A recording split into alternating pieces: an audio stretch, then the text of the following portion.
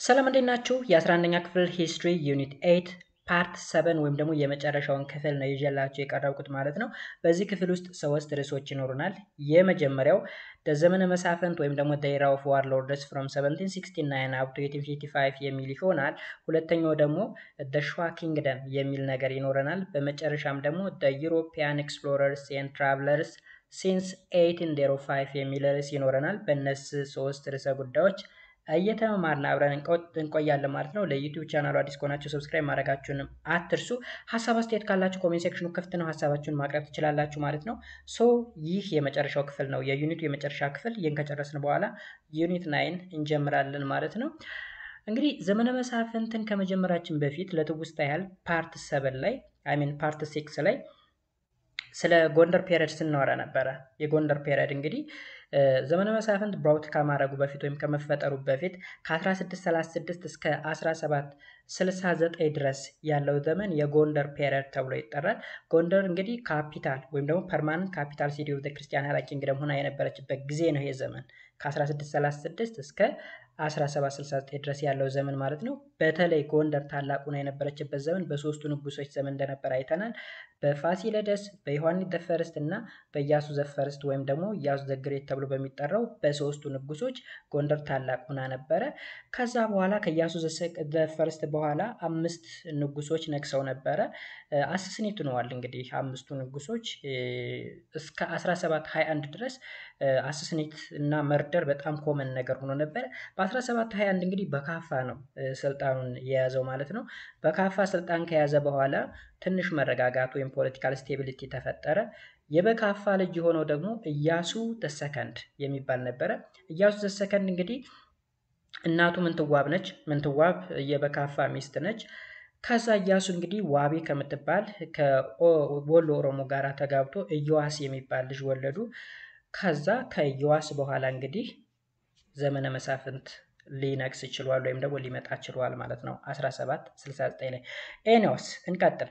ዘመነ መሳፍንት is a period of the history of Ethiopia.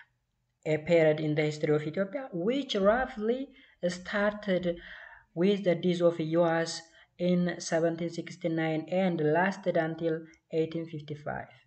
እንግዲህ ዘመነ መሳፍንት እየተባለ የሚጠራው በኢትዮጵያ ታሪክ ኢዮዋስ ከሞተ ከ1769 ጀምሮ እስከ 1855። ኢዮዋስ የማን ልጅ ነው ብለናል? የኢያሱ ዘሰከንድ። ኢያሱ ዘሰከንድ የማን ልጅ ነው? የበካፋ። It was a period characterized by the weakening of central authority and the growth of the powers of the regional warlords. ይህ ፔሪድ እንግዲህ ምንድን ነው? ሴንትራል ገቨርንመንቱ የተዳከመበት ወይም አውቶሪቲ ስልጣኑን ያጣበትና ሪጂናል ሎርዶች የገነኑበት ማለት ነው። ለምሳሌ እንበልና ከፕሬዘንት ዴይ ጋር ካለው ጋር ላገኝላችሁ። የኢትዮጵያ መንግስት አለ። የኢትዮጵያ መንግስት ፌዴራል መንግስቱ አለ፣ የክልል መንግስቶች አሉ። የክልሎች መንግስቶች የሆነ ሰዓት ላይ እንትን የሚባል ነገር ነበራቸው። ይሄ ዋት ይኮሊት ልዩ ኃይል የሚባል ክልሎች የራሳቸው ልዩ ኃይል ነበራቸው፣ በጣም ፈርጣማ ምናምን። ስለዚህ ያ ልዩ ኃይል ከፌዴራል ገቨርንመንት ካለው ኃይል የሚበልጥ ከሆነ ሪጂናል ዋርሎርድ ይፈጠራል ማለት ነው። ወይም ባጭሩ ሪጅኖች ከፌዴራል ገቨርንመንቱ በላይ የሆኑና አንታዘዝም ይላሉ ማለት ነው። በዚህ ጊዜም የተፈጠረው እንደዚህ ነበረ። ሪጅኖች ወይም ደግሞ ፕሮቪንስ የምንላቸው ግዛቶች የበላይ ሆኑና ሴንትራል አውቶሪቲውን ስልጣን አሳጡት። It was a period of intense power struggle among the regional nobility for political supremacy. እንግዲህ የፔሪድ መሰላችሁ ሪጂናል ዋርሎርዶች በፖለቲካ ለመብለጥ እርስ በርሳቸው የሚታገሉበት ጊዜ ነበረ ማለት ነው። እርስ በርሳቸው የአንደኛው ፕሮቪንስ ከሌላኛው በልጦ ለመገኘት ኮምፒት የሚያደርጉበት ነበረ ማለት ነው። The ዘመነ መሳፍንት was also a period when there was no law and order. የዘመነ መሳፍንት ብለን የምንጠራው ደግሞ ምን አይነት ጊዜ ነው? ምንም ህግና ስርዓት የሚባል ነገር የሌለበት፣ law and order የሌለበት፣ ዝም ብሎ ግራ የተጋባ ዘመን። The ultimate powers of the regional lord endangered the freedoms of the people. ሪጂናል ሎርዶች ወይም ደግሞ በየአካባቢው የሚያስተዳድሩ የጎበዝ አለቆች የህዝቡን ነፃነት አደጋ ውስጥ የከተቱበት ጊዜ ነበረ። The absence of peace and order brought about the arbitrariness, lawlessness, disorder, destruction in the country. ስለዚህ ይህ አብሰንስ ኦፍ ፒስ ኤንድ ኦርደር ወይም ደግሞ ይሄ የሰላም እጦት ያመጣው ነገር መሰላችሁ አርቢትራሪነስ ነው አንዱ። ዝም ብሎ በዘፈቀደ ግራ የተጋባ ነገር፣ ያልተለመደ እንግዳ የሆነ ነገር ወይም ምንም ዝብርቅ ያለ ነገር። ሎውለስነስ ደግሞ የህግና ስርዓት የሌለው ዲስኦርደር። ኦኬ ዲስትራክሽን ኢን ካንትሪ በቃ በሀገሪቱ ላይ ምስቅልቅል ነው የወጣው ማለት ነው። the condition that leads to ዘመነ መሳፍንት developed over a long period of time እንግዲህ ዘመነ መሳፍንት ለረጅም ጊዜ ቆይቷል። ከ1769 እስከ 1555 ኦልሞስት ለ100 ዓመታት ያክል ማለት ይቻላል አፕሮክሲሜትሊ ማለት ነው። the erosions of the traditional power and authority of the monarchy leads to ዘመነ መሳፍንት በአጭሩ the erosion of the traditional power and authority የሞናርኪው ስልጣንና ኃላፊነት ማጣት ወይም ሮድ መሆን መሸርሸር ለዘመነ መሳፍንት መፈጠር ምክንያት ሆኗል። ቢኮዝ ሴንትራል ገቨርንመንቱ ስትሮንግ ካልሆነ ሁሉም በየአካባቢው ያሉ ሎርዶች ንጉስ መሆን ይፈልጋሉ። ስለዚህ አቅም ካገኙ the factor that leads to the erosion of power and authority of the monarchy had their root in the war of Imam Ahmed. Look, the factor that leads to the erosion of power and authority of the monarchy had their root in the war of Imam Ahmed. እንግዲህ ፓወሩን ሊያጣ የቻለው ሴንትራል ገቨርንመንቱ እየደከመ የመጣው ወይም ደግሞ የሞናርኪው ስልጣንና ኃላፊነት እየተዳከመ የመጣው በኢማም አህመድ ኢብን ኢብራሂም አልጋዚ ጦር ምክንያት ወይም ደግሞ በአዳል ሱልጣኔት አማካኝነት ማለት ነው። ቢፎር the war of Imam Ahmed, kings such as አምደ ጽዮን፣ ዘርዓ ያዕቆብ were renowned for their military and political achievement። እንግዲህ ከኢማም መሐመድ ጦር በፊት የነበሩ እንደና አምደ ጽዮን፣ ዘርዓ ያዕቆብ መሰል ሞናርኪዎች ወይም ንጉሶች በጣም ጠንካራ ሚሊታሪ እና ፖለቲካል አቺቭመንት እንዳላቸው ነው የሚነገረው ወይም የሚታወቀው ማለት ነው። In most of their campaign, they emerged victorious and were able to extend their hegemony over the vast empire። እንግዲህ በእያንዳንዱ ባደረጉበት ዘመቻ ወይም ካምፔን ማለት ነው እነዚህ ንጉሶች የሚታወቁት በቪክተሪ ነው ወይም ደግሞ በድል ነው የሚታወቁት። ከዛ በተጨማሪ ሃግሞኒ ማለት ሌላውን ሀገር የመቆጣጠር ወሮ የመያዝ ወይም ደግሞ ከባድ አቅም እንዳላቸው አመላካች ነው ማለት ነው።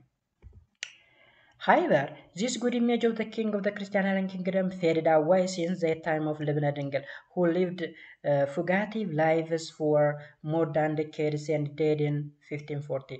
እንግዲህ ይሄ አሁን ለምሳሌ የነ አምደ ጽዮንና የዘርዓ ያዕቆብ ዝና ወይም ደግሞ የነዚህ ድል እየኮሰሰ የመጣው መቼ ነው? የክርስቲያን አይላንድ ኪንግደሙ ኪንግ ልብነ ድንግል ከሆነ በኋላ ነው። ልብነ ድንግል እንግዲህ ፉጋቲቭ የሆነ ላይፍ ያ ማለት በየቦታው እየተሰቃየ እየተሰደደ ምናምን ቋሚ ያልሆነ ህይወት ብኩን ልንለው እንችላለን። ፉጋቲቭ ያልተረጋጋ ህይወት ማለት ነው። ለብዙ አስርተ ዓመታት ያክል ከቦታ ቦታ ሲኖር ቆይቶ በ1540 ሞቷል ማለት ነው። ከዛ የሱ ሰክሰሰር ወይም ደግሞ ልጁ ሂስ ሰክሰሰር ገላውዲዮስ ሎስት ሂስ ላይፍ ፋይቲንግ አጋይንስት ዘ ፎርስ ኦፍ አዳል ሌድስ ባይ ኢመር ኑር ኢብን አልዋዚር ኢን 1559። አሁንም ልጁ ገላውዲዮስ የልብነ ድንግል ልጅም ከነዚህ ከሙስሊም ሱልጣኔቶች ስፔሻሊ ከአዳል ሱልጣኔት ጋራ ሲፋለም ነው በ1559 ሞተው ማለት ነው። ስለዚህ ኢማጂን ልብነ ድንግል ገላውዲዮስ ምናምን የክርስቲያን አይላንድ ኪንግደሙ ንጉሶች ናቸው። ከአዳል ጋር በነበራቸው ጦርነት አቅማቸው የኦቶሪቲ ፓወራቸው እየተዳከመ መጣ። ስለዚህ ሴንትራል ገቨርንመንቱ ወይም ባጭሩ ክርስቲያን አይላንድ ኪንግደም ብለን የምንጠራው ደካማ እየሆነ መጣ ማለት ነው። ከዛ በተጨማሪ ደግሞ several other kings also faced similar defeats at the hands of the expanding ኦሮሞ። ሌሎቹ ደግሞ ከነገላውዲዮስ በኋላ ደግሞ ኤክስፓንድ እያደረገ ሙቭ እያደረገ የነበረ ኦሮሞ ነበር በዛ ሰዓት። ሶ በእነሱም ግፊት ወይም ፕሬሸር ብዙዎች እንደዚህ አይነት እጣ ገጥሟቸው ነበር ማለት ነው። በዚህ ምክንያት ክርስቲያን አይላንድ ኪንግደሙ እየተዳከመ መጣ። የክርስቲያን አይላንድ ኪንግደም እየተዳከመ መጣ ማለት ደግሞ ሪጂናል ዋርሎዶች ጠንካራ ፈርጣማ እየሆኑ ይመጡና ሴንትራል ገቨርንመንቱ መቋቋም እስከማይችለው ደረጃ ይደርሳሉ ማለት ነው። The establishment of the city of Gondar as a permanent capital was another factor for the erosion of the traditional power and authority of the monarchy. Look, the establishment of the city of Gondar as a permanent capital was another factor for the erosion of traditional power and authority of the monarchy. ሌላው ደግሞ ጎንደር እንደ ካፒታል ቋሚ ሆና ካፒታል ሴንተር መሆኗ የትራዲሽናል ፓወር ኤንድ አውቶሪቲ ኦፍ the monarchy ኢሮድ የሆነበት ሌላኛ ምክንያት Before its establishment, the king lived in a mobile capital and moved along with their army and retained constantly from one district to another. ጎንደር ካፒታል ሲቲ ሆና ከመመስረቷ በፊት ስፔሻሊ ፐርማነንት የሆነች ካፒታል ሆና ከመመስረቷ በፊት ንጉሶች ሞባይል የሆነ ካፒታል ነበራቸው። ሞባይል ካፒታል ማለት ከቦታ ቦታ የሚንቀሳቀሱ ከነ ወታደሮቻቸው ነው ከአንድ ቦታ ተነስተው ወደ ሌላ ቦታ ሙቭ ሲያደርጉ የነበረው ማለት ነው። In the absence of an effective administration structure, the garrisoned army, this ensured the loyalty of the regional lord. But after the establishment of Gondar, the king remained in the city for an infinite period of time and neglected the province. አሁን ጎንደር ፐርማነንት ከተማ መሆኗ ለትራዲሽናል ፓወር ኤንድ አውቶሪቲ ኦፍ ዘ ሞናርኪ ውድቀት ምክንያት እንዴት ሊሆን ይችላል ብላችሁ ልትጠይቁ ትችላላችሁ። ኦኬ ይሄ ጥሩ ጥያቄ ነው። ቋሚ ከተማ ከሆነች ንጉሱ አንድ ቦታ ነው የሚቀመጠው አይንቀሳቀስም ማለት ነው። ነገር ግን ሞባይል ካፒታል ካላቸው ከቦታ ቦታ ሲንቀሳቀሱ ማን ምን እያደረገ እንደሆነ በየቦታው ቼክ ማድረግ ይችላሉ ማለት ነው። ኦኬ ለምሳሌ ከደንበያ አካባቢ ተነስተው ወደ ሸዋ ሲሄዱ ከሸዋ ተነስተው ወደ ጎንደር ከዛ ወደ ሌላ ቦታ ሲንቀሳቀሱ ንጉሶች በየአካባቢው ያሉ ዋርሎርዶች ወይም ደግሞ ባጭሩ የሪጂናል ሎርዶች እንቅስቃሴ አቅም ምን እንደሆነ ቼክ ይደረጋል። አንድ ቦታ ላይ ከተቀመጠ ግን ሌላ ቦታ ርቆታ ለምሳሌ ጎንደር ላይ ተቀምጦ ሸዋ ላይ ምን እየተሰራ እንደሆነ አይታወቅም። ዳት ይዟል ለዛ ነው እንጂ ካፒታል ሲቲ ሆና መመስረቷ መጥፎ ነገር ሆኖ አይደለም። ግን ንጉሱ እየተንቀሳቀሰ ሌሎችን ቼክ እያደረገ አልነበረም ነው በዛ ሰዓት። ኦኬ In the meantime, the regional lord built up their power with a threatened the traditional authority of the monarchy. Some of the powerful lords, such as Walda Selassie of Tigray and the ruler of Showa, even ignored the very existence of the highest authority and made their regional power hereditary. አሁን እዚህ ጋር ተመልከቱ እንግዲህ እየተፈጠረ እንደሆነ ሪጂናል ሎርዶች እንዴት ራሳቸውን ቢውልድ እያደረጉ እንደነበረ ለምሳሌ የትግራው ወልደ ስላሴን ብታው የሸዋውን ሩለርን ብታው ሴንትራል ገቨርንመንቱ ወይም ደግሞ ባጭሩ ሃይስት ኦቶሪቲ ያለው ሞናርኪው ስልጣን እንዳለው ሁላ እስከ መዘንጋት ደረጃ ደርሰው ነበር። እንደውም ራሳቸው በሄደት የሚተላለፍ ፓወርን ትራንስፈር እያደረጉ ነበር ማለት ነው። Such regional lords began to defy the authority of the king who tried to assert their power. ዲፌይ ማለት እዚህ ጋር ምን ማለት መሰላችሁ? መካድ ነው ወይም ደግሞ መቃወም ነው። ስለዚህ such regional lords እንደነማን አይነቱ እንደነ ወልደ ስላሴ ኦፍ ትግራይ እና ደግሞ ሩለር ኦፍ ሸዋ ላይ ያሉ ሎርዶች they began to defy the authority of the king who tried to assert their power. አያችሁ ኢማጂን ሴንተር ላይ ያለው ወይም ደግሞ የክርስቲያን ኪንግደም ዋና መሪውን ራሱ ከነመኖሩ ኢግኖር የማድረግ ወይም ደግሞ የመቃወም ኦኬ ስልጣኑን የመጻረር ምናምን እዛ ደረጃ ደርሰው ነበር ማለት ነው። During the ዘመነ መሳፍንት the king of Gondar, the kings at Gondar virtually lost their traditional powers and authority. The last king whose some aspects of power was Takla Giorgis, but he was enthroned and dethroned 6 times from 1789 up to 1800. የመጨረሻው እንግዲህ the last king ብለን የምንጠራው እንግዲህ ተመልከቱ the king at Gondar was virtually lost their traditional power and authority. ጎንደር ላይ ኪንግ የሚሆኑት ሰዎች ስልጣናቸውን ሲያጡ ነበር። because ኪንግ ሜከሮች ነበሩ። ኪንግ ሜከሮች በዘመነ መሳፍንት ጊዜ ኪንግ ሜከሮች ነበሩ።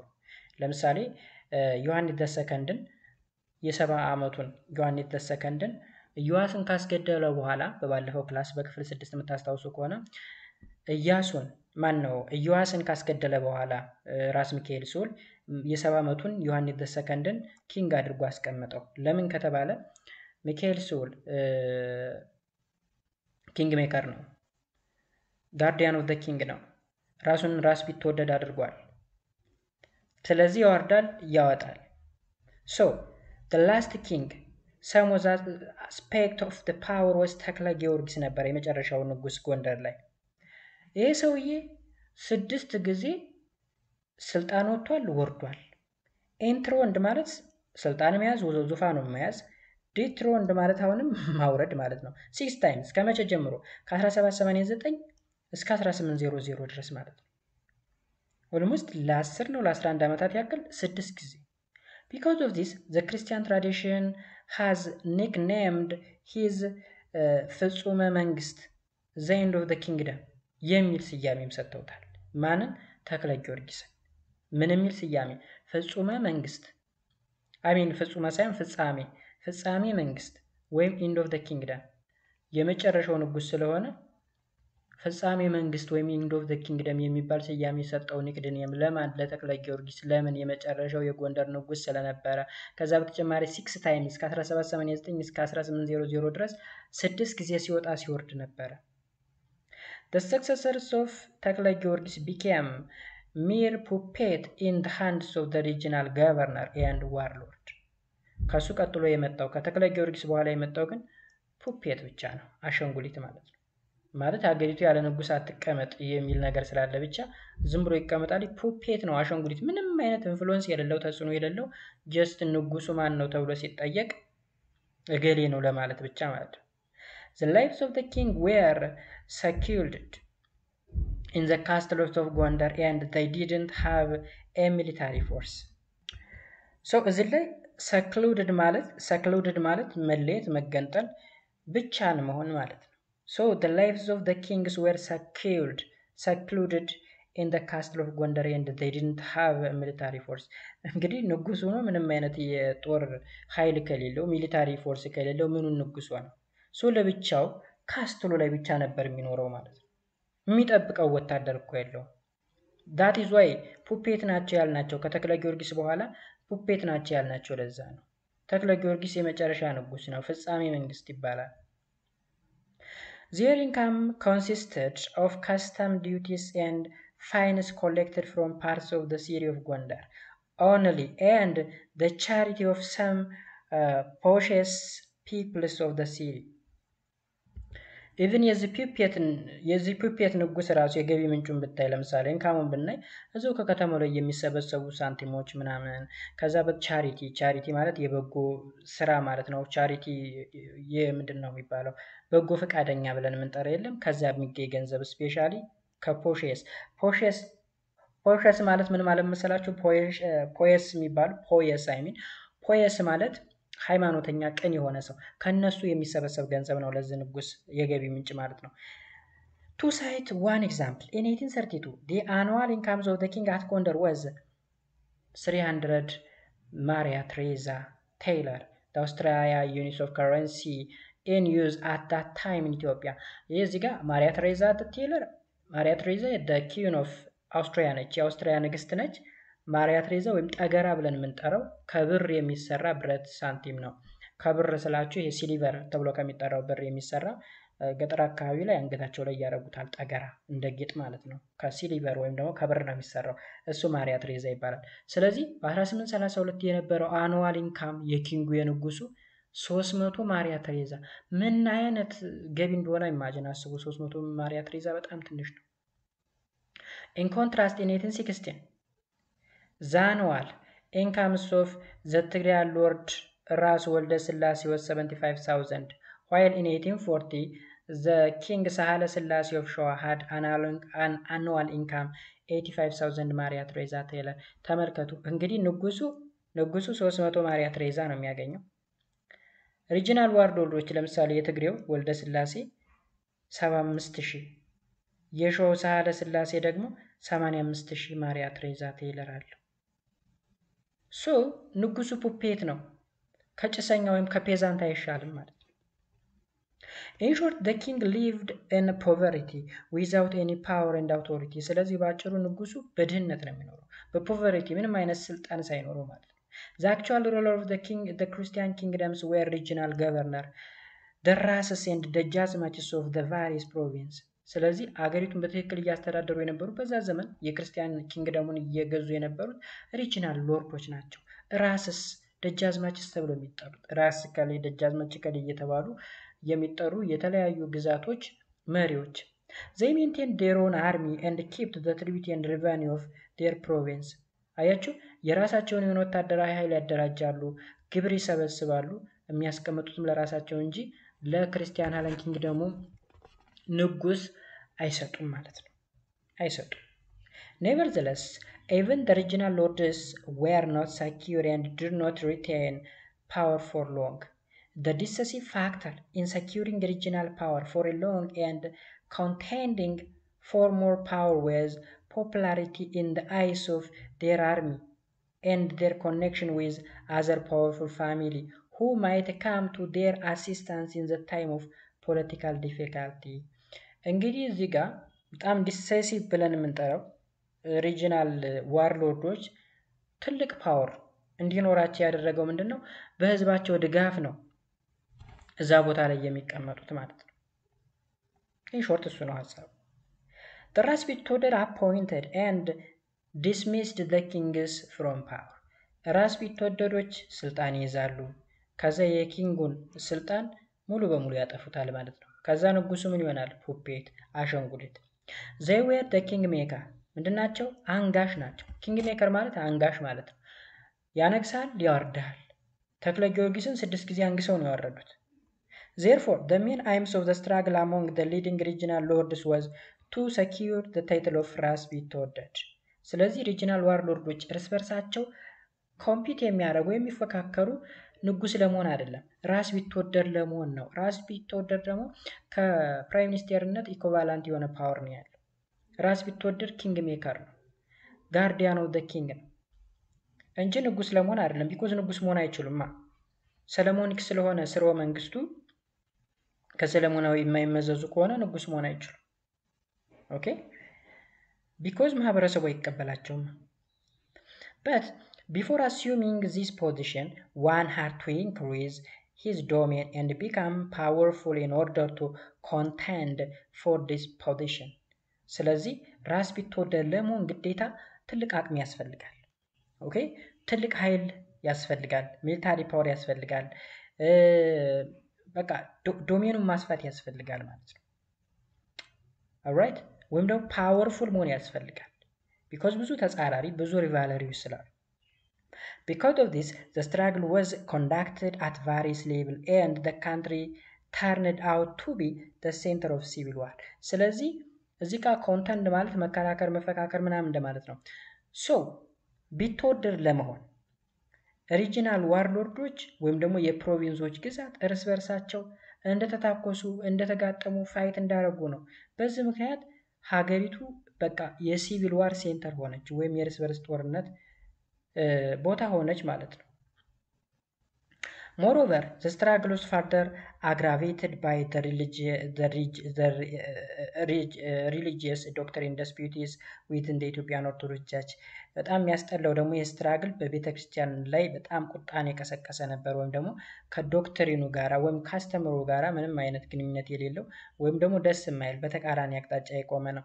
Therefore, the church was unable to play its traditional roles of unifying diverse groups under one central government. በዚህ ምክንያት ቤተ ክርስቲያኗ እንግዲህ ሮሏን አጣች፣ ወይም ደግሞ ይሄ የተበታተነው ወይም የተለያየ አመለካከት ያለውን አካል ወይም የዳይቨርስ ግሩፑን በአንድ ሴንትራል ገቨርንመንት ዩናይት የማድረግ አቅሟን አጣች ማለት ነው። Several regional lords were involved in the struggle for the titles of ራስቢትወደድ። እንግዲህ በርካታ ሪጂናል ሎርዶች ራስቢትወደድ የሚለውን ማድረግ ለማግኘት ስትራግል አረጉ። but only a few were successful. ከነዚህ ስትራግል ካረጉት መካከል የተወሰኑ ብቻ ነበሩ ስኬታማ የሆኑት ማለት ነው። The first powerful regional lords who held this position after the death of ራስ ወልደ ልዑል was ራስ ሚካኤል ሱል ኦፍ ትግራይ።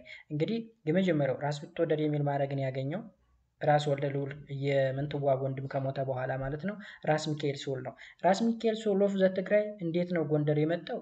በምንትዋብ ግብዣ ነው። ምንትዋብ እንግዲህ ብዙ ችግሮች ሲገጥሟት ችግሩን ሳት ላይ ያደርገዋል ብላ ተትግራይ ስትጠራው እሱ ራሱ ችግር ፈጣሪ ሆነ ማለት ነው መጥቶ። However, after his downfall in the early 1770s, the position was totally monopolized by the Yeju Oromo, who established the Yeju or the Warashe dynasty in 1786. በ1770ዎቹ ነው ራስ ሚካኤል ሱል ተሸንፎ የሄደው ማለት ነው። የተሸነፈውም እንግዲህ አይ ቲንክ አት ዘ ባትል ኦፍ ሳብራኩሳ የሚባል ይመስለኛል፣ እዚህ ጋር አልተጠቀሰም። ስለዚህ ራስ ሚካኤል ሱል አት ዘ ባትል ኦፍ ሳብራኩሳ ላይ ከተሸነፈ በኋላ ማለት እንግዲህ ሌሎች ሪጂናል ዋርዶሮች ናቸው ተባብረው ምናምን አሸንፈው ያባረሩት። ድሮ 10ኛ ክፍል ላይ ነው የተማርኩት ቢኮዝ 11 12 እኔ ስለማላቅ ናቹራል ተማሪ ስለነበርኩኝ። ሶ የእጁ ኦሮሞዎች ስልጣኑን ያዙት ወይም ሞኖፖላይዝ አደረጉት ማለት ነው። ይሄ እንግዲህ ወራሻይ ዳይናስቲ ተብሎ የሚጠራው ወራሻይ ተብሎ ወይም ደግሞ የእጁ ዳይናስቲ የእጁ ኦሮሞዎች የመሰረቱት ነው። በ1786 ነው የተመሰረተው። the first የእጁ ኦሮሞ ሎርድ who became ራስ ቢትወደድ and found the dynasty was አሊ ጓንጉል also known as አሊ the great አሊ the first ተብሎ ይጠራል። ያ ማለት የእጁ ኦሮሞ ነው። የእጁ ዳይናስቲን የመሰረተው ራስ ጓንጉል አሊ the great ወይም አሊ the first ተብሎ ይጠራል። after him 6 members of his family held the title one after the other። ከዛ በኋላ እንግዲህ ስድስት የሚደርሱ ቤተሰቦቹ ከሱ ቀጥለው ያሉ ማለት ነው ይሄንን ማድረግ እየያዙ መጡ ማለት ነው። የራስን ማድረግ ማለት ነው። ከዛስ among the የእጁ lords the leading representative of the family were ራስ ጉግሳ and ራስ አሊ ወይም አሉላ ራስ አሊ the second ምኖች ናቸው እንግዲህ ከነዚህ ከየእጁ ሎርዶች መካከል ሊዲንግ ሪፕሬዘንታቲቭ ኦፍ ዘ ፋሚሊ በጣም ወሳኝ የሚባሉ ከስድስቶቹ ማለት ነው ራስ ጉግሳ እና ራስ አሊ አሉላ ወይም ደግሞ ራስ አሊ the second ናቸው።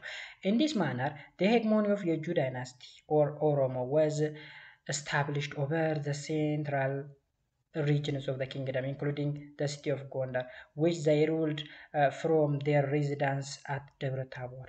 እንግዲህ ደብረ ታቦር ላይ ሆነው ሄግሞኒ ማለት ነው ብለናል። ብዙ ቦታን ወይም ሌሎች ሀገሮችን መቆጣጠር መቻል ማለት ነው። ኦኬ ስለዚህ ደብረ ታቦር ላይ ተቀምጠው ነበረ የእጁ ዳይናስቲዎች ሲያስተዳድሩ የነበረው። regarding the political geography of the kingdom there was further political disintegration which gave rise to the traditional political unity. The major regional divisions of the period were Tigray in the north, ሰሜን ደንቢያ፣ በጌምድር፣ ላስታ፣ አማራ፣ የእጁ፣ ወሎ in the center፣ ጎጃም and ሸዋ in the south። እንግዲህ በዚህ ዘመን የነበሩ ሪጂናል ዲቪዥኖች ናቸው። እነዚህ የራሳቸውን አስተዳደር ፈጥረው እርስ በርሳቸው ራስ ቢትወደድ የሚለውን ማድረግ ለማግኘት ሲፋለሙ የነበሩ ናቸው። ግን በዚህ መካከል የእጁ ኦሮሞ ወይም ደግሞ የእጅ ዳይናስቲ ተብሎ የሚጠራው ከፍተኛውን ስልጣን ሊይዝ ችሏል ማለት ነው። although political unity did not have equal status based on their resources and powerful of their regional lords their status was different። እንግዲህ እዚህ ጋር ያሉት ለምሳሌ ጎጃም፣ ሸዋ፣ ሰሜን ደንቢያ፣ በጌምድር፣ ላስታ፣ ትግራይ ምናምን እያልን ስንጠራ ሁሎችም እኳል የሆነ ስታተስ አላቸው ማለት አይደለም። ባላቸው ሪሶርስ ባላቸው ፓወር አንደኛው ያለው ስታተስ ከሌላኛው የተለየ ነው እንጂ ሁሉም አቅማቸው እኩል ነው ማለት አልነበረም። the political disintegrity ወይም disintegration ማለት ደግሞ መበታተን ወይም ደግሞ የፖለቲካ መለያየት ማለት ነው። the political disintegration had its own impacts on the foreign relation። ስለዚህ ፖለቲካል ዲስኢንተግሬሽን ከውጭ ሪሌሽን ጋራ ወይም ደግሞ ከውጭ ኃይሎች ጋራ ባለው ግንኙነትም ሌላ ኢምፓክት ፈጥሮ ነበር። the most powerful region conducted their own foreign affairs independently of Gondar። አያችሁ the most powerful region conducted their own foreign affairs independently of Gondar ወይም ባጭሩ ጎንደር ነበር ማለት እንችላለን። ኢንዲፔንደንትሊ ከፎሪነሮች ጋራ ሪሌሽን ይካሄድ የነበረው። one such region was Tigray which made use of the ports of ምጽዋ for its external dealing።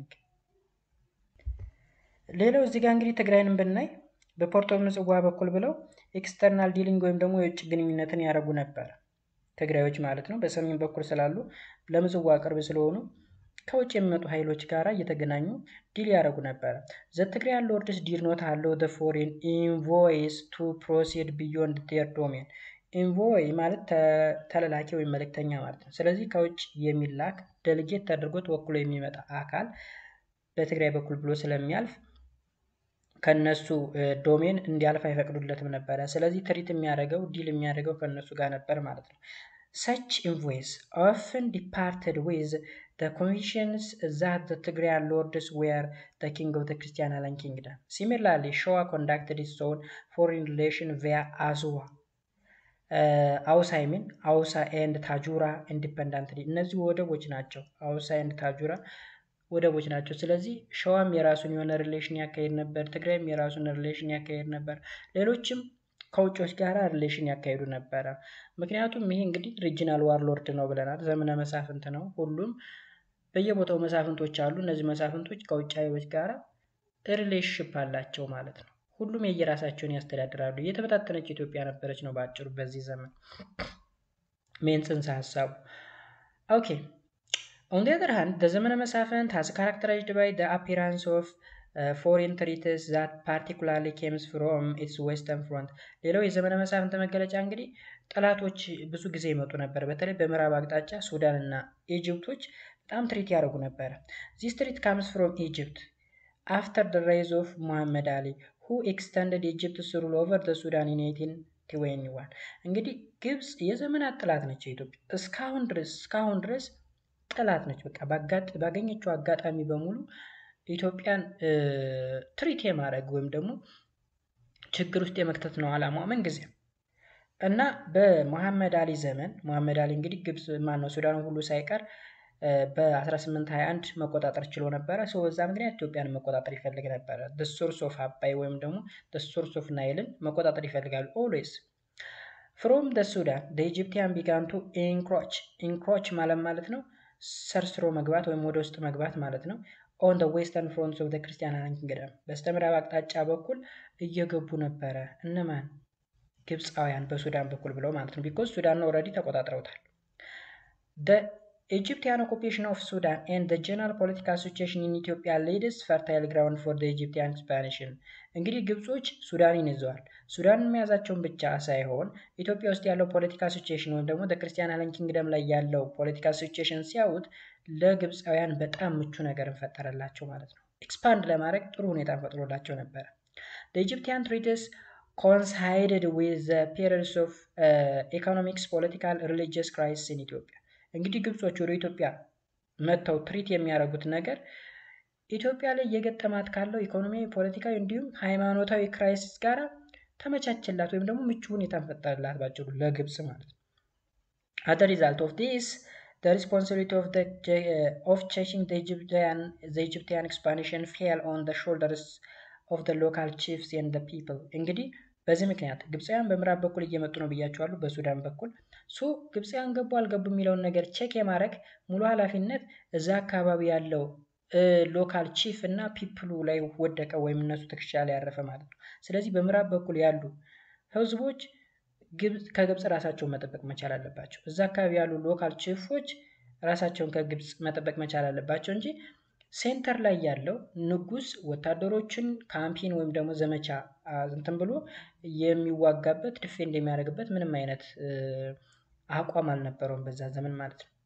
among the local notable who fought against the Egyptian aggression were ደጃዝማች ውቤ of the ሰሜን፣ ደጃዝማች ክንፉ and ካሳ ኃይሉ later Emperor ቴዎድሮስ II of ቋራ። እንግዲህ በዛ ዘመን ግብጾችን ዲፌንድ ሲያደርግ የነበረ ወይም ደግሞ የግብጾችን አግሬሽን ወይም ደግሞ ጸባጫሪነት ሲከላከል የነበሩ ታዋቂ የሚባሉ ፋይተሮች መካከል ደጃዝማች ውቤ of the ሰሜን፣ የሰሜኑ ደጃች ውቤ ተብሎ የሚጠራው ክንፉ የሚባል አለ፣ ደጃዝማች ክንፉ የሚባል አለ ኤንድ ካሳ ኃይሉ። ክንፉ የካሳ ኃይሉ አጎት ነገር ነው። ካሳ ኃይሉ ማለት ቴዎድሮስ II ነው ወይም አፄ ቴዎድሮስ ብለን የምንጠራው ማለት ነው።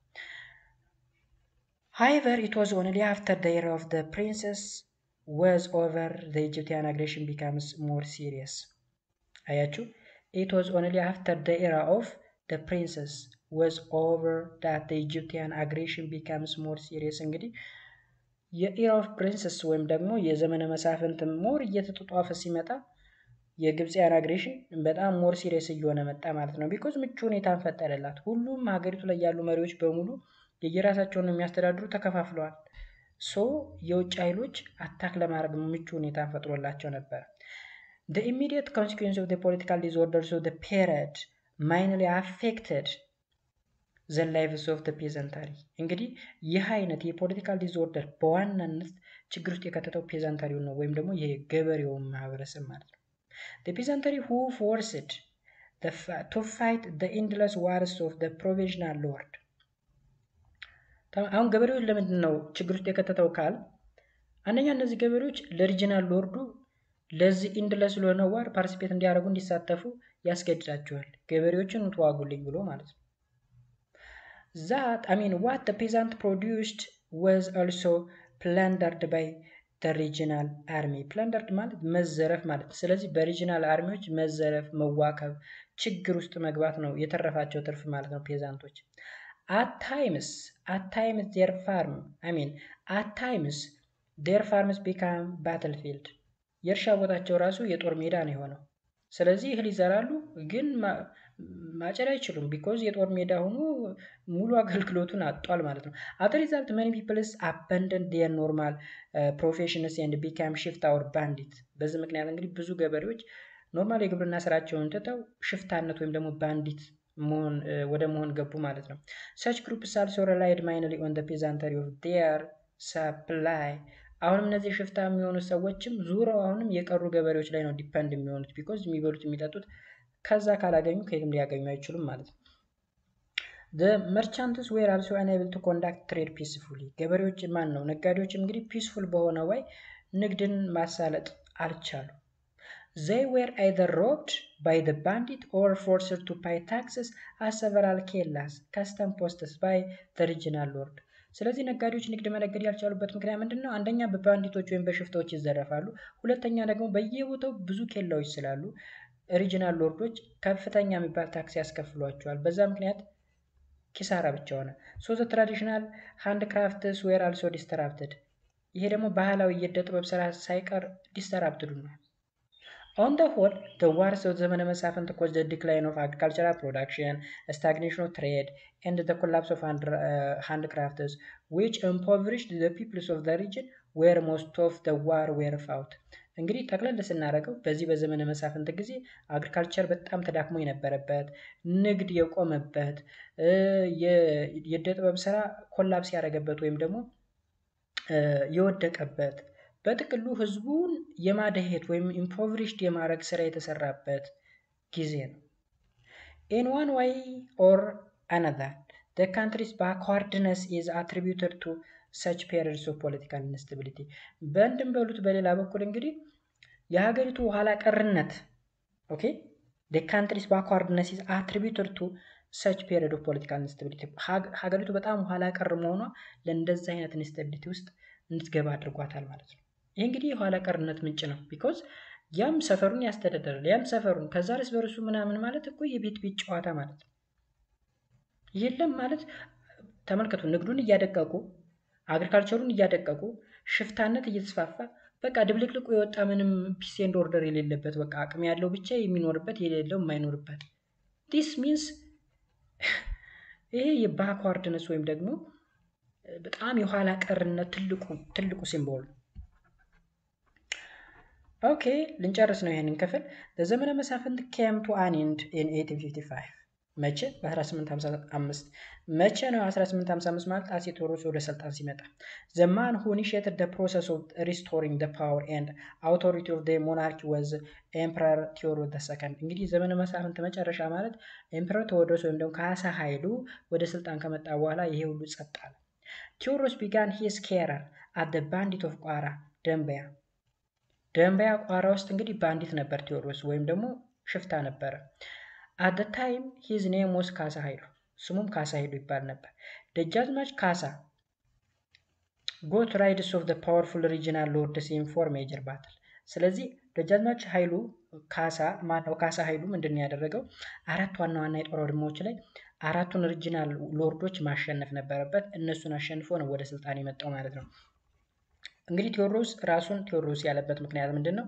የተበታተነች ኢትዮጵያን አንድ ማድረግ የሚል የሆነ ፍካሬ ኢየሱስ ምናምን የሚል መጽሐፍ አለ። እዛ ጋር ትንቢት አለ። የዛ ትንቢት እኔ ነኝ የምፈጽመው ወይም ደግሞ ስለኔ ነው ምናምን የሚል እንትን አለ። ብቻ ሃይማኖት የሆነ ነገር አለ። ለምን ራሱን ቴዎድሮስ እንዳለ የተወታተነች ኢትዮጵያን አንድ የሚያደርግ ቴዎድሮስ የሚባል ንጉስ አለ የሚባል ነገር ስላለ ነው። አሁንም ባይዘው ብዙ ሰዎች አሉ ያ ቴዎድሮስ አይደለም ሌላ ቴዎድሮስ ነው ምናምን እያሉ የሚጠብቁ ሰዎችም አሉ። ኤኒዌይስ አይመለከተንም እንለፈው። ሶ አራቱ ባትሎች እነማን ናቸው ካል the battle of ጉራምባ አንደኛው ነው in November 1852 he defeated ደጃዝማች ጎሹ ዘውዴ of the ጎጃም የጎጃሙን ደጃች ጎሹ ዘውዴን በ1855 አሸነፈ። የት ጉራምባ። ስለዚህ አንድ ባትል ያዙ ጉራምባ። አራት ናቸው። and April 1853 four vassals of ራሳሊ fell at the battle of ጎርጎራቢሻ። ራሳሊ እንግዲህ ራሳሊ ማለት የየጁ ዳይናሲቲ መሪ ነው። እሱ ደግሞ በሌላ በኩል ገኖ የነበረው ማለት ነው። እነሱን ደግሞ የታሸነፋቸው at the battle of ጎርጎራቢሻ መቼ በ1853 the next victim was ራሳሊ the second himself። እዚህ ጋር ተመልከቱ ቫዛል ማለት እዚህ ጋር ሎሌ ነው። ስለዚህ የራሳሊ ዘሰከንድ ሎሌዎችን ያሸነፈ ጎርጎራቢሻ ላይ። በኋላ ግን ራሳሊ ራሱንም አሸነፈ።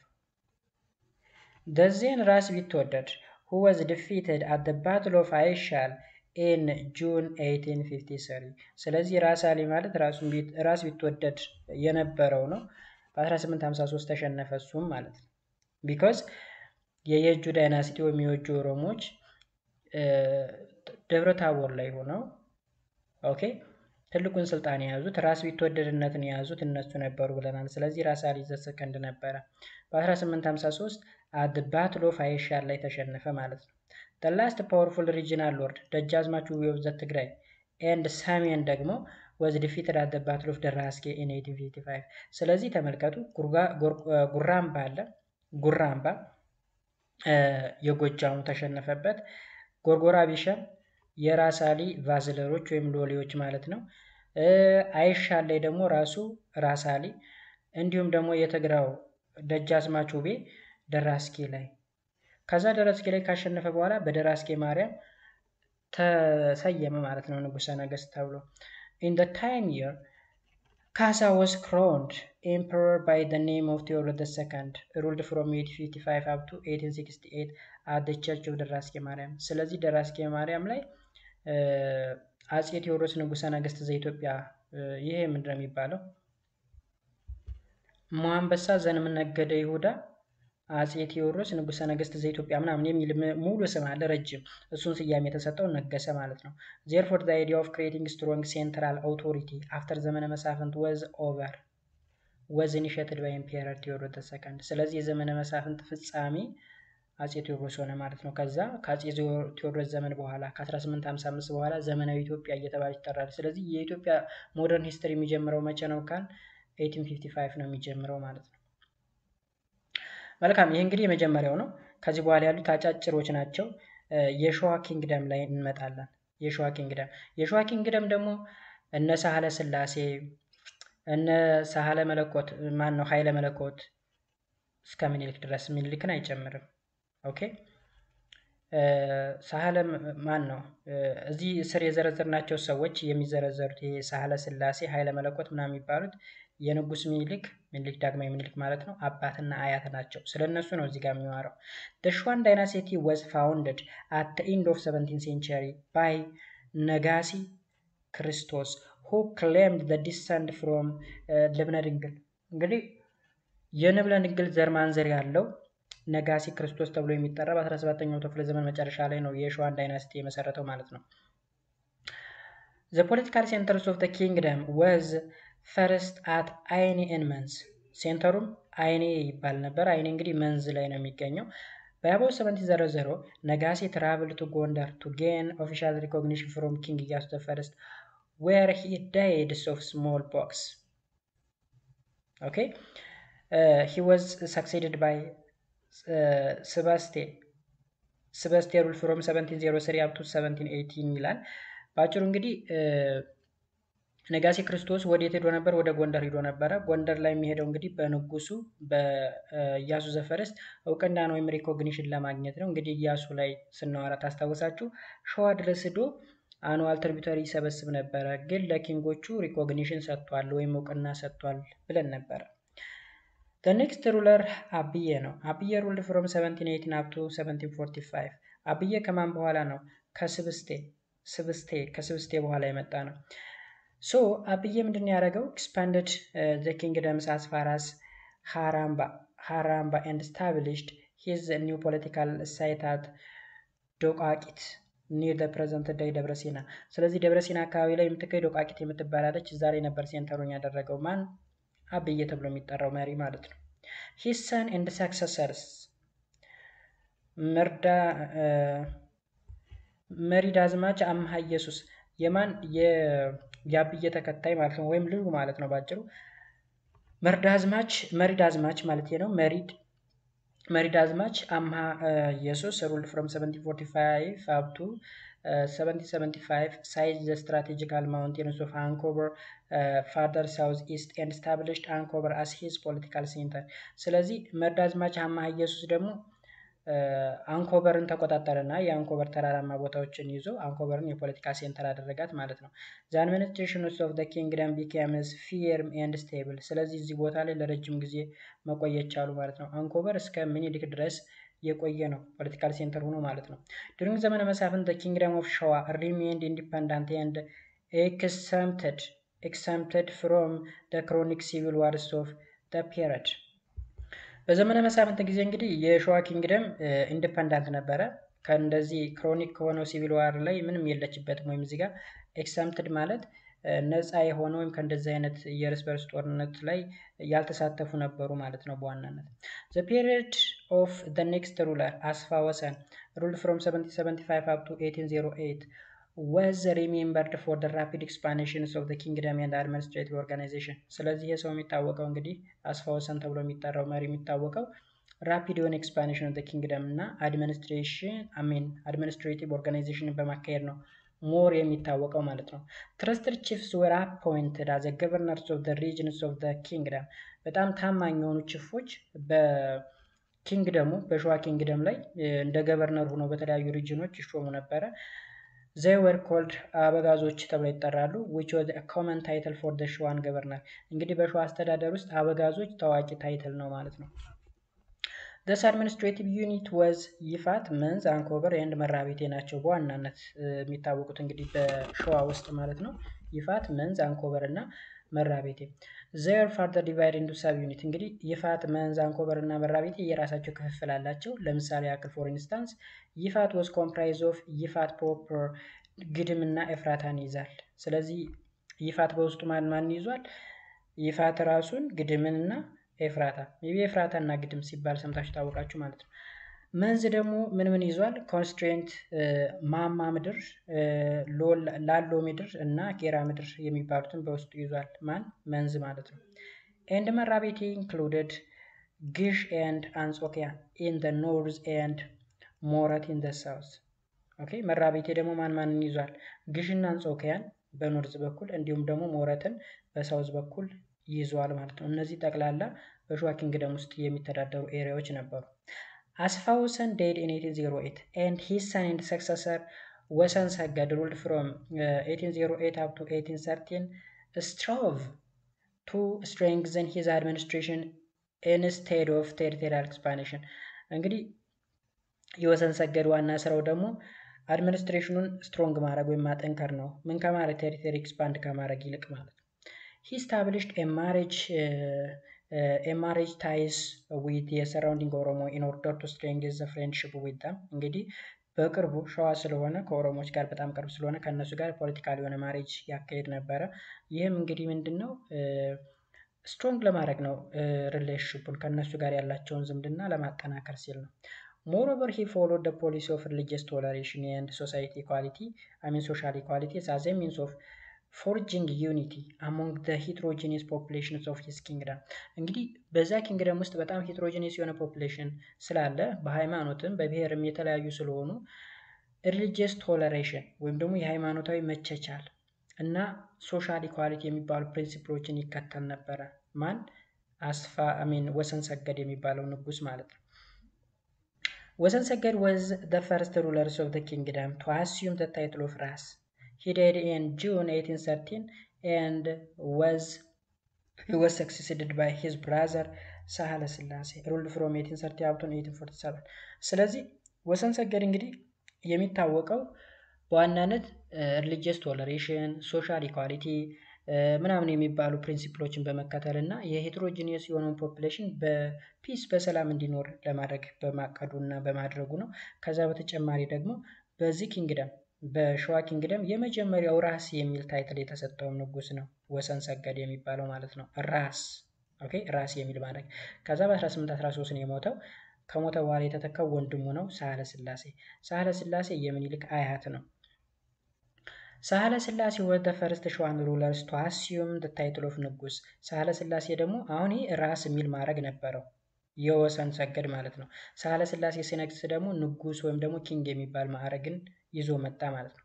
the power of the ሸዋ reached its climax during his reign። እንግዲህ ሸዋ ከፍተኛ ደረጃ ደርሳ የነበረችው በንጉስ ሳህለ ስላሴ ዘመን ነው። he expanded the kingdom to the south and the southwest direction።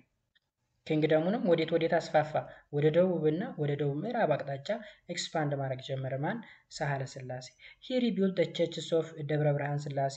he also appointed powerful chiefs and arranged marriage tie with the neighboring Muslims and ኦሮሞ chiefs። ስለዚህ ምንድን ነው ያደረገው? የተለያዩ ቤተክርስቲያናቸውን አሰራ። ለምሳሌ ደብረ ብርሃን ስላሴ። ደብረ ብርሃን ስላሴን አዲስ ጎንደር ላይ ነው የሚገኘው ደብረ ብርሃን ስላሴ። እንግዲህ ከዛ ወደ ጎንደር እንዴት የተደረገበት የተለያየ ምክንያት አለ። ከዛ በተጨማሪ ደግሞ ፓወርፉል ቺፎችን የተለያየ ቦታ ላይ ይሾም ነበረ። እንዲሁም ደግሞ ፖለቲካል ማሬጆችን ያካሄድ ነበር፣ ስፔሻሊ ከጎረቤት ሙስሊሞች እና ኦሮሞ ቺፎች ጋር ቢኮዝ ሰላምን ለመፍጠር ፍሬንድሽፕን ለማጠናከር ሲል ማለት ነው።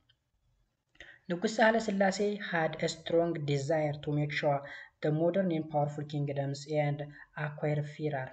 ንጉስ ሳህለ ስላሴ እንግዲህ ሌላው ጠንካራ ፍላጎቱ መሰላችሁ ሸዋን በጣም ሞደርን ወይም ዘመናዊ ማድረግ እና ፓወርፉል ኪንግደም እንድትሆን ማድረግ እንዲሁም ደግሞ ከባባድ የሚባሉ የጦር መሳሪያዎችን የሚፈልግ ነበር፣ ወይም ደግሞ ፋየር አርም የሚያስፈልገው ነበር።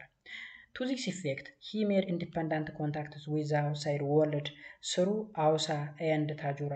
ስለዚህ ይህንን ሸዋን ሞደርን ለማድረግ ፓወርፉል ኪንግደም እንዲኖራት ወይም ደግሞ የጦር መሳሪያ በደንብ እንዲኖራት ለማድረግ ሲል ከውጮች ጋራ ብቻውን ኢንዲፐንዳንት የሆነ ኮንታክት ያካሄድ ነበረ በአውሳ እና በታጁራ በኩል ብሎ ማለት ነው።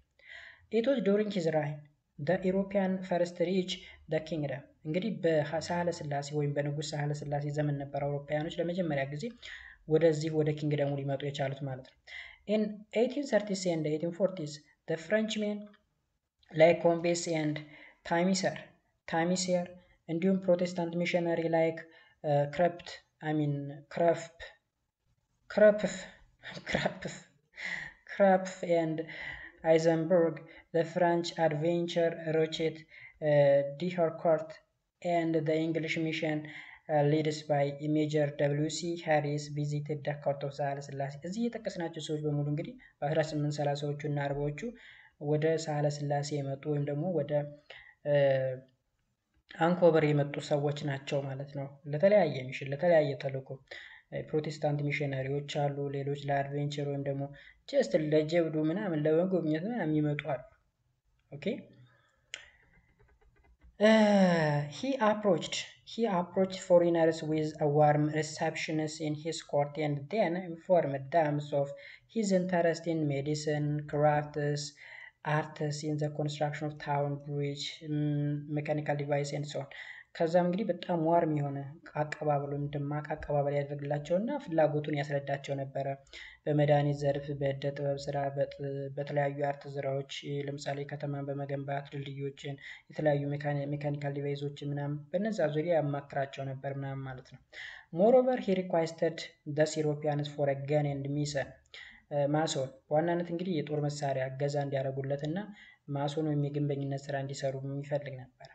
in 1840s he concluded the Treaty of Trade and Friendship with Rochette d'Harcourt and Major Harris, the French and the British envoy respectively።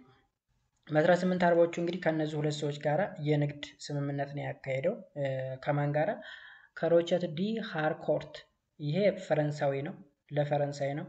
ሜጀር ሃሪስ የሚባለው ደግሞ ብሪቴን ተላኪ ወይም መልእክተኛ ነው። ኢንቮይ ማለት መልእክተኛ ማለት ነው። ሸዋ under ሳህለ ስላሴ was greatly expanded and reached the highest degree of autonomy. Trade developed in the kingdom ትሬድ ዴቨሎፕ ኢን ዘ ኪንግደም ትሬደርስ ኩድ ትራቭል አክሮስ ዘ ኪንግደም ሴፍሊ። እንግዲህ በሳህለ ስላሴ ዘመን ነው ሸዋ በጣም ትልቅ የሆነችው የሰፋችው ኤክስፓንድ የሆነችው ንግድ በከፍተኛ ሁኔታ ሲጧጧፍ የነበረው። ኦኬ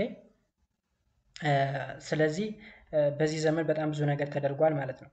በመጨረሻም ዚስ ብራውት ማች ሪቨኒው ቱ ዘ ሮያል ትሬዠር ሳህለ ስላሴ አኑዋል ሪቨኒው ኢን 1840s was estimated about 80,000 to 300,000 ማሪያ ትሬዛ ቴይለር። እንግዲህ ቅድም ላይ አይተናል ሳህለ ስላሴ ከ80 ሺህ እስከ 300 ሺህ ማሪያ ትሬዛ በአመት ይሰበስብ ነበረ። ወይራስ ጎንደር ላይ ተቀምጦ የነበረው ፑፔት ኪንግ ግን 300 ማሪያ ትሬዛ ብቻ እንደሚያገኝና በድህነት የሚኖር ንጉስ እንደነበረ አይተናል። Then ሳህለ ስላሴ died in 1847 and was succeeded by his son ኃይለ መለኮት። ኃይለ መለኮት ደግሞ ከ1847 እስከ 1855 ድረስ አስተዳደረ ማለት ነው። ከዛስ እስከ 1855 ካስተዳደረ በኋላ የኃይለ መለኮት ልጅ የሆነው ሚኒሊክ ወዴት ተላከ? ወደ ጎንደር መጣ ማለት ነው። ማን ላይ? ቴዎድሮስ ላይ። ቴዎድሮስ ላይ እንግዲህ ሚኒሊክ ሲማር ነበረ። በነገራችሁ ላይ እሱን ያሳደገው ይባላል። ሚኒሊክ በአጼ ቴዎድሮስ እና አደገ። ከዛ መጨረሻ ግን ጠፍቶ ነው ሄደው ወደ ሸዋ። ታሪኳ የሚን እኔ 12ኛ ክፍል ይሁን ምን ይሁን ያ ዲቴል የለውም እዚህ ጋር ነው የሚያበቃው። እንግዲህ ጀነራሊ ዘ ሸዋን ኪንግደም lived under the fairly stable government as it was located far from the northern province of the Christian kingdom that experienced constant warfare። እንግዲህ ጠቅለል ስናደርግ የሸዋ ኪንግደም በጣም ሰላማዊ በሚባል ስቴብል በሆነ ፖለቲካል ኮንዲሽን ውስጥ ትኖር የነበረች ነች ማለት ነው ሸዋ። ቢኮዝ ሰሜን አካባቢ ከሚኖረው ክርስቲያን ኪንግደም ርቃ ስለምትገኝም እርስ በርሳቸው እዛ ደግሞ እየታኮሱ ስለነበረ በዋናነት ዘመነ መሳፍንት ነግሶ የነበረው ሰሜኑ አካባቢ ስለነበረ ሸዋ ግን ስቴብል ሆና የምትኖር ከውጭ ጋር የራሷ የቻለ ግንኙነት የነበራት ጥሩ የንግድ ልውውጥ የነበራት እንደነበረች ያስቀምጥልናል ማለት ነው። ሌላ የመጨረሻው ኮንሰፕት ወይም ቶፒክ የሚሆነው እንግዲህ ዩሮፒያን ትራቨለርስ ኤንድ ኤክስፕሎረርስ ኢን ኢትዮጵያ ሲንስ 1805 ከ1805 ጀምሮ የዩሮፒያን ትራቨለሮች ወይም ተጓዦች እና አሳሾች ምን ይመስላል? ከ1805 እንግዲህ ከ1805 በፊት በአጼ ፋሲለደስ ዘመነ መንግስት ክሎዝ ዶር ፖሊሲ የሚባል ስለነበረ ማንም አውሮፓዊ ወደ ውስጥ ሊገባ አልቻለም ነበር። ግን የምታስታውሱ ከሆነ ኢያሱ ዘፈርስት ላይ በፋሲለደስ ታውጆ የነበረውን ይህንን ክሎዝ ዶር ፖሊሲን ጥሶ ነበረ። እንግዲህ ህመም የቆዳ ስኪን ዲዚዝ ገጥሞት ኢያሱ ዘፈርስት የፈረንሳይ ፊዚሽያን ጋብዞ ነበረ። ሌላ ሰው ደግሞ ጄምስ ብሩስ የሚባል መጥቶ ነበረ በዚህ መካከል ማለት ነው። ከዛ ውጭ ግን አውሮፓውያኖች እንዲገቡ አይፈቀድላቸውም ነበረ። Beginning in the early 1800s, regional rulers made independent foreign contacts and treaties. ከ1800 ጀምሮ እንግዲህ የተለያዩ ሪጂናል ሩለሮች ወይም ደግሞ የተለያዩ ግዛቶች ላይ ያሉ መሪዎች ኢንዲፔንደንትሊ ከሴንትራል ገቨርንመንት እውቅና ውጭ በሆነ ወይ ከውጮች ጋር የራሳቸውን ትሪቲ ወይም ደግሞ ኮንታክት ሲያካሂዱ ነበረ። ለዚህም እንግዲህ የሸዋ ኪንግደም በጣም ፒስፉል የሆነ ስቴብል የሆነ ገቨርንመንት ስለነበረው በአውሳ እና በታጁራ ወደብ በኩል የውጭ ሰዎችን እያገኙ የተለያዩ ትሪቲዎችን ምናምን ሲያካሂዱ ነበረ። The main reason for this was they sought to get firearms strength their power. እንግዲህ ዋናው ዓላማቸው የሪጂናል ዋርሎርዶች ወይም ደግሞ ሩለሮች ከውጮች ጋር ኮንታክት እንዲኖራቸው የፈለጉበት ምክንያት የራሳቸውን ፓወር ስትሮንግ አድርገው ራስ ቢትወደድ የሚለውን ማዕረግ ለመያዝ እና የበላይ ለመሆን ፍላጎት ስለሚያደርባቸው ነው። During the 9th century, the agents of this external relation was travelers, explorers and missionaries. እንግዲህ በ19ኛው መቶ ክፍለ ዘመን መጀመሪያ አካባቢ ከአውሮፓ ላይ የሚመጡት ሰዎች ትራቭለር ናቸው፣ ተጓዥ ናቸው፣ አሳሽ ናቸው፣ ደግሞ ሚሽነሪ ወይም ደግሞ ሃይማኖት ተልዕኮ ያላቸው ናቸው። When they came to Ethiopia, they had different motive. እንግዲህ ወደ ኢትዮጵያ ሲመጡ የተለያዩ ምክንያቶችን ይዘው ነው የሚመጡ። Some comes for adventure. አንዳንዶች ጀስት የሆነ ለጀብዱ ወይም ደግሞ ለመጎብኘት ለዝና ምናምን ይመጡ አሉ። ጎበኘናት ኢትዮጵያ ማን እንደዛ አይነት ኬስ። Others come for religious zeal as a missionary. ዚል ማለት ከባድ የሚባል ፍላጎት ምን አይነት ሃይማኖትን የማስፋፋት የመስበክ ፍላጎት ያላቸው ሚሽነሪዎች።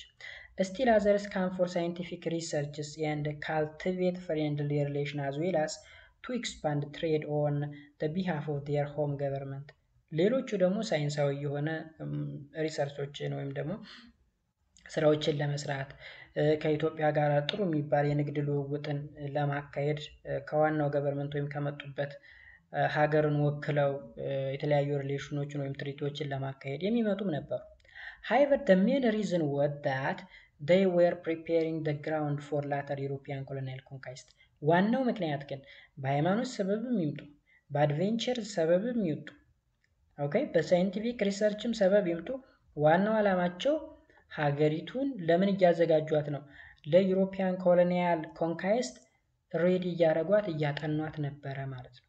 ኦኬ ክሎዝ ዶር ፖሊሲ ላይ ከ1630ዎቹ ጀምሮ እስከ 1805 አካባቢ ድረስ ክሎዝ ዶር ብሎ የተቀመጠው ማንም ወደ ኢትዮጵያ እንዳይገባ የተደረገው ሃይማኖተኛ ነን ብለው ውስጥ የራሱ ሃይማኖት ያለውን ማህበረሰብ እርስ በርስ ያበጣብጡ ስለነበረ በጣም ብዙ መጥፎ ነገሮችን እያደረጉ ስለነበረ ነው ዝግ የነበረው።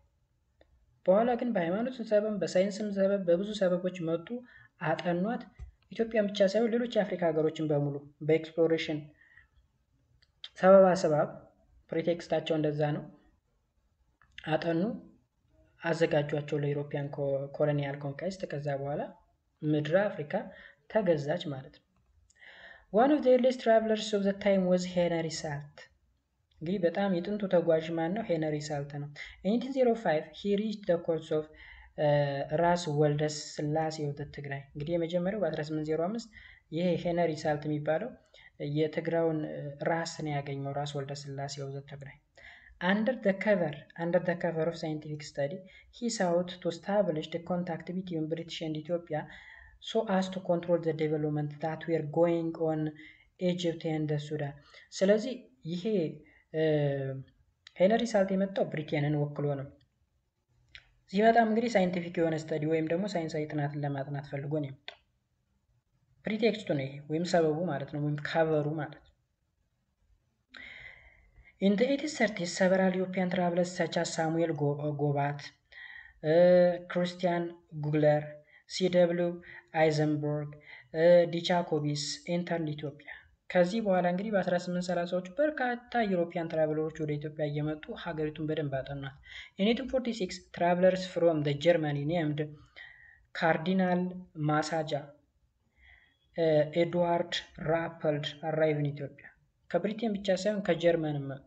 እነ ካርዲናል ማሳጃ እነ ኤድዋርድ ራፐል ወደ ኢትዮጵያ መጡ ማለት ነው። አርኖልድ ኤንድ አንቶኒ ዲአባዴ ወይም ዲአባዴ ብራዘርስ ሪፕሬዘንት ፍራንስ። ከፍራንስም የመጡ አሉ። ከጀርመን ከእንግሊዝ ከፍራንስ ማለት ነው። in 1838 ካፒቴን WC ሃሪስ made an official British mission to the ንጉስ ሳህለ ስላሴ of ሸዋ። በ1838 ደግሞ ካፒቴን CW ሃሪስ ከማን ጋራ? ከንጉስ ሳህለ ስላሴ ጋራ የብሪቲሽን ወክሎ የሆነ ሚሽን ነበረው ማለት ነው ወይም ትሪቲ ነበር።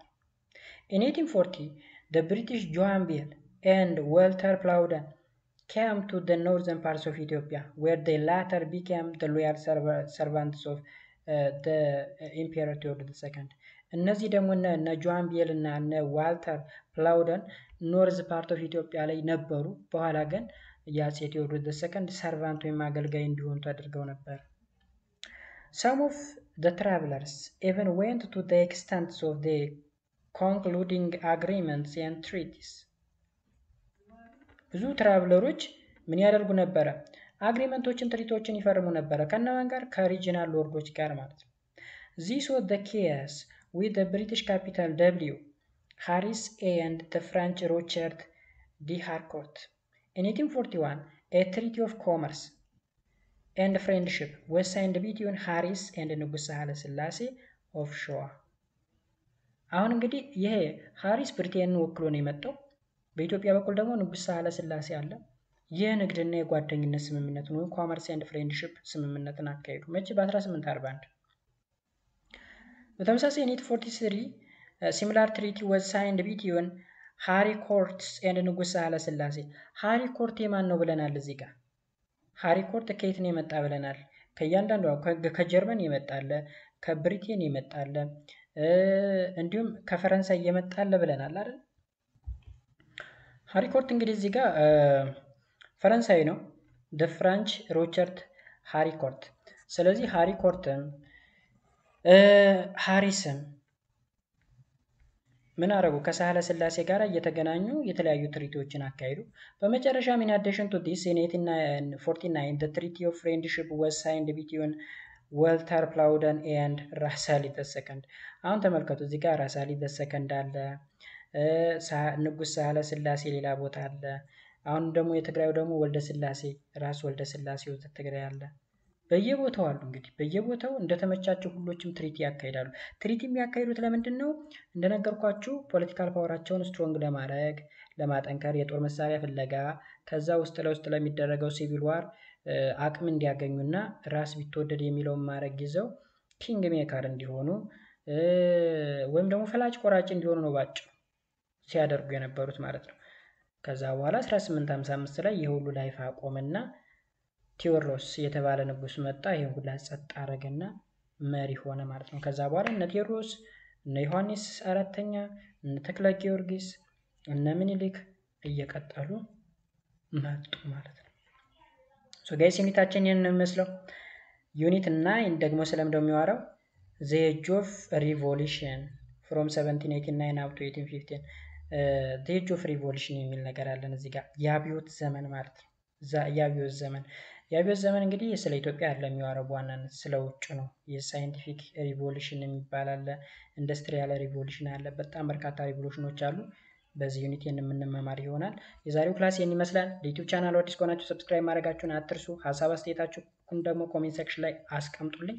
ለተረፈ መልካም ጊዜ ብያለሁ። ባባይ